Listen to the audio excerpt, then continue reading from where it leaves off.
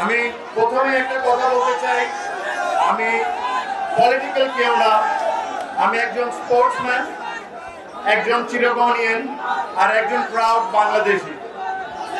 আমি আজকে এই জায়গায় দাঁড়িয়ে, প্ল্যাটফর্মে দাঁড়িয়ে চিটাগাংয়ের স্পোর্টস রিলেটেড নিয়ে কিছু কথা বলতে চাই। আমি বলতে চাই, একটা সময় এমন ছিল যে সময় ক্রিকেট বলেন, ফুটবল বলেন বা অন্য যে কোনো স্পোর্টস বলেন, চিটাগাং থেকে 6 জন, 7 জন, 8 জন ন্যাশনাল টিমে রিপ্রেজেন্ট করছেন। লাস্ট 15 বছর ধরে আমরা দেখছি যে চিটাগাং থেকে হার্ডলি 1 জন বা 2 জন ক্রিকেটে বলেন বা ফুটবলে বলেন বা অন্য যে কোনো স্পোর্টসে ন্যাশনাল টিমকে রিপ্রেজেন্ট করছেন। তো এটার আনসারটা আমাদেরকে খুঁজে বের করা খুব ইম্পর্টেন্ট, যে কেন চিটাগাংয়ের মতো এত বড় একটা ডিভিশনে আমরা স্পোর্টসম্যান প্রডিউস করতে পারছি না। আমার কাছে মনে হয় যদি একটা অনেস্ট আনসার এটার আপনারা জানতে চান, তাহলে এই আনসারটা আপনাদের নিজেদের দিতে হবে।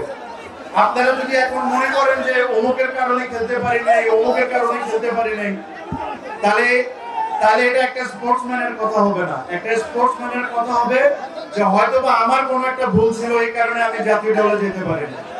তো আমাদেরকে ওই জিনিসটা আগে মেনে নিতে হবে যে আমাদের কি ভুল ছিল, আমরা কোন জায়গায় ভালো কাজ করতে পারি, যেভাবে আমি ন্যাশনাল টিম আবার রিপ্রেজেন্ট করতে পারি ইন ডিফারেন্ট সেক্টর। যেদিন ওই জিনিসগুলো আমরা বের করে নিব, ইনশাআল্লাহ দেখবেন যে ঠিক আজ থেকে 10, 15, 20 বছর আগে চিটাগাং থেকে অনেকে রিপ্রেজেন্ট করতো বাংলাদেশের বিভিন্ন স্পোর্টসকে। আমরা আবারও ওই জায়গাটা ফিরে পাবো। আমার সাথে হেলাল ভাইয়ের কথা হয়, ইশরাফিল ভাইয়ের কথা হয়, মোহাম্মদ ভাইয়ের কথা হয় চিটাগাংয়ের স্পোর্টস নিয়ে, যে আমরা কিভাবে করে চিটাগাংয়ের স্পোর্টসকে আগের জায়গার মতো নিয়ে আসতে পারি। আই এম শিওর ওনারা যখন সুযোগ পাবেন, বান্ডেল থাকলে প্রতি সেনমানিতে টাকা বাঁচবে। বিকাশ সেনমানি বান্ডেল কিনে জিতুন প্রতি লেনদেনে। তখন ওনাদের বেস্ট ট্রাই করবেন যে চিটাগাংয়ের ইন্টারেস্টটা ওনারা সব জায়গায় রাখবেন, রেখে ওনারা যে ধরনের স্পোর্টসই হোক না কেন, cricket, football, badminton, any sports, এই স্পোর্টসকে ওনারা প্রমোট করবেন in the right possible way, যেরকম চিটাগাং থেকে আবার আমরা আগের দিনে ফিরে যাই। আমি এর চেয়ে বেশি আর কোনো কিছু আজকে বলবো না। আই এম ভেরি ওভারওয়েলমড আপনাদের ভালোবাসা পেয়ে।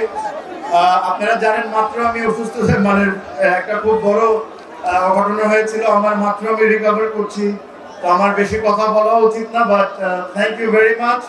আমি অ্যাকচুয়ালি মানে এত ভালোবাসা দেখে আই এম ভেরি হ্যাপি, আর ইনশাআল্লাহ আপনাদের সাথে আবারও সামনে দেখা হবে।